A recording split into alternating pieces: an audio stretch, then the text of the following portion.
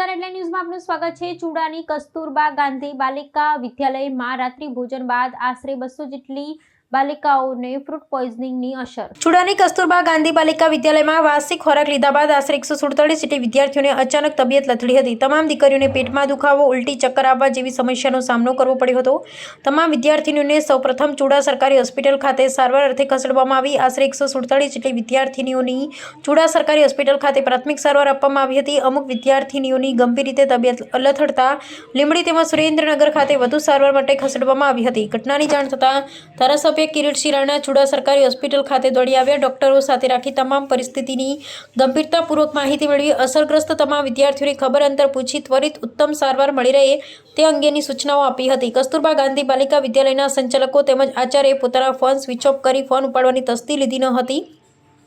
હવે જોવાનું રહ્યું કે આવા વાર્ષિક ખોરાક વિદ્યાર્થીઓને આપનાર સંચાલકો સામે તંત્ર ક્યારે લાલાંક કરી શિક્ષાત્મક પગલાં લેશે તેના પર સૌની નજર છે। હાલ તો ઘટનાના પગલે વાલીઓમાં સંચાલકો પ્રત્યે ભારોભાર રોષ જોવા મળી રહ્યો છે। ઘટનાની ગંભીરતાને લઈ જિલ્લા કલેક્ટર, ડેપ્યુટી કલેક્ટર, જિલ્લા આરોગ્ય અધિકારી, ચૂડા મામલતદાર, પીએસઆઈ સહિત જિલ્લા બના 108 એમ્બ્યુલન્સ ચૂડા સરકારી હોસ્પિટલ ખાતે દોડી આવ્યા હતા। રિપોર્ટર ભરતસિંહ પરમાર, સુરેન્દ્રનગર। જ્યારે ઘટના બની તરત જ હું શુક્રવારે ત્યાં ઓપીડીમાં મારે બેસતો હોઉં છું, ત્યાં મને સમાચાર મળ્યા મોડલ સ્કૂલની દીકરીઓને ફૂડ પોઈઝન થવાના કારણે પહેલાં થોડી દીકરીઓ આવ્યા, પછી તરત જ ખ્યાલ આવ્યો એટલે બીજો લોટ આવ્યો અને તરત જ પ્રાંત અધિકારી સાહેબ, કલેક્ટર સાહેબને સૂચના મળી। ત્યાં મેં પણ અધિકારીઓ સાથે વાત કરી। જે કંઈ અત્યારે તો પ્રાથમિક તો એવી છે કે દરેક દીકરીઓને અત્યારે પહેલાં બચાવવાનું પ્રયત્ન કરીએ છીએ અને ઘણી બધી દીકરીઓને સારવારને બાટલા ચડી ગયા છે એટલે સારું છે। લીંબડી પણ 35 જેવા દીકરીઓ ત્યાં આવ્યા, જેમાંથી 3 કે 4 દીકરીઓને સુરેન્દ્રનગર વધારે થોડી ગંભીર હોવાના કારણે ત્યાં આપણે એમને રિફર કર્યા છે। એ ઉપરાંત અહીંયા પણ જેટલા લાગશે કે સિરિયસ જેવું છે તો જ આપણે ત્યાં એમને મોકલવાના છે।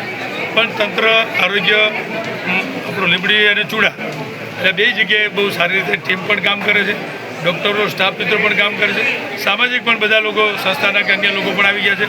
આમાં જે કંઈ ઘટના હશે એ તપાસના તરત પગલાં લેવાશે ને કરશે જ, જે કંઈ એજન્સી જમાડે છે જે કરે પણ આપણા દર્દીઓ બચી જાય એના માટે આપણે કલેક્ટર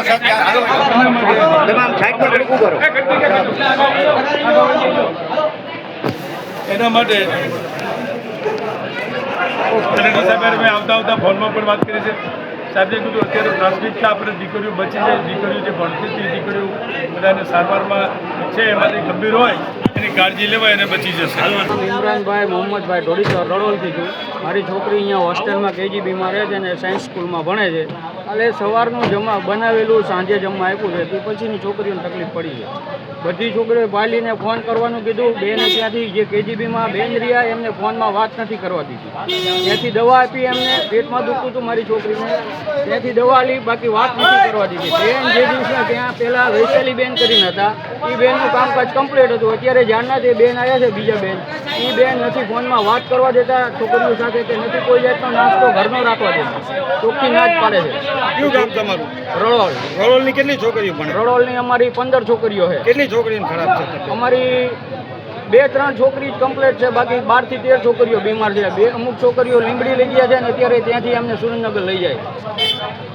એ પહેલાં અઠવાડિયા પહેલાં હું અહીંયા તો પાણીની તકલીફ હતી, અમે બેનને કમ્પ્લેન કરી કે પાણી નથી મળતું છોકરીઓને। આખો દિવસનો 10 કુલર લાવતા હતા, એમાંથી એવડા એ બધી છોકરીઓને પાણી પાય 2 ગ્લાસ આખા દિવસના દેતા। હવે આખા દિવસના આપણે પાણી પીએ તો કેમ થાય 2 ગ્લાસમાં? એ બેન 2 ગ્લાસ દેતા। પછી અમે અત્યારે 25 કરાયા, તે પછી 30 કુલર કર્યા, પાણીની તકલીફ સોલ્વ થઈ ગઈ હતી। તો કાલે એમને બધી છોકરીઓને વાસી જમવાનું આપ્યું, તે પછીની આ તકલીફ પડી છે। બધા છોકરાને લગભગ 100 થી 200 છોકરીઓ છે, બધાને ફૂડ પોઈઝન થઈ ગયું છે। મારી છોકરીએ મને કીધું કે સાંજનું ખાવાનું અમને રાત્રે આપ્યું છે, એ સવારે બનાવ્યું હતું ને, સવારે, બપોરે નહીં, સવારે બનાવેલું રાત્રે આપ્યું છે આ લોકોએ। આ એમના છોકરા નથી, અમારા ગરીબના છોકરા છે, એટલે આવું કરવાનું। આ ઘટના બની તમને જાણ કઈ ખબર? મને એક પણ કોઈની જાણ નથી આવી। જે બીજી છોકરીના કોઈ વાલી આવ્યા હતા એ લોકોએ મારી છોકરી દ્વારા ફોન કરાવડાયો। મારી છોકરી રડતી હતી ફોનમાં કે પપ્પા મને લેવા માટે આવો। હું દોડતો લેવા માટે આવ્યો છું કામ પરથી। ચૂડા તાલુકાના કુંડલા ગામથી છું।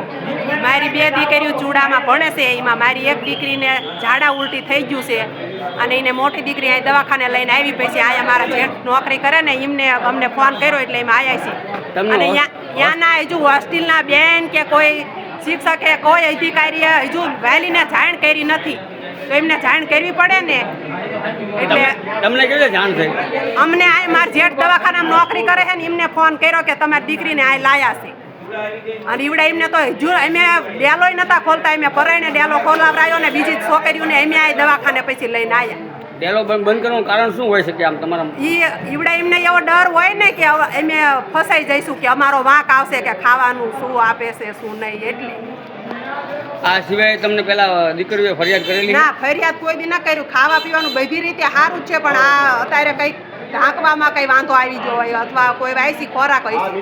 મારી દીકરીને એ ફૂલ એલર્જી છે, કોઈ માઇક પડી હોય તો એનો તરત એને ઉલટી થાય. એટલે એવું જ કંઈક હોવું જોઈએ, કાં વાયસી ખાવાનું અને કાં કંઈક પડેલું હોય.